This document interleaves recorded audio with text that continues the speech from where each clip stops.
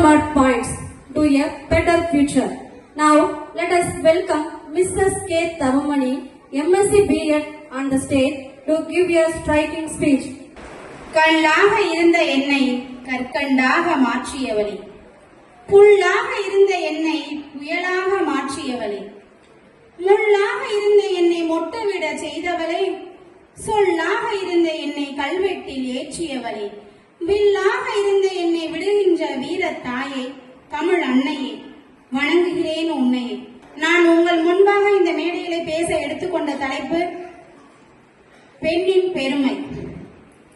மங்கையராய் பிறப்பதற்கே நல்ல மாதவம் செய்திடல் வேண்டும் அம்மா. ஆணும் பெண்ணும் நிகரென கொண்டால் அறிவில் ஓங்கி இவ்வையகம் திளைக்கும். பட்டங்கள் ஆள்வதும் சட்டங்கள் செய்வதும் பாரினில் பெண்கள் நடத்த வந்தோம். மாத தம்மை இழிவு செய்யும் மடமையை கொளுத்துவோம். ஏட்டையும் தொடுவது பெண்கள் தீதென்று எண்ணினோர் வீழ்ந்து விட்டார். வீட்டுக்குள்ளே பெண்ணை பூட்டி வைத்த விண்ணை மனிதர் தலை கவிழ்ந்தார் என்று கூறினார் பாரதி. அவருக்கும் ஒருபடி மேலாக சென்று பெண்மையை விட பெருமையானது இவ்வுலகிலேயே இல்லை என்கிறார் திருவள்ளுவர்.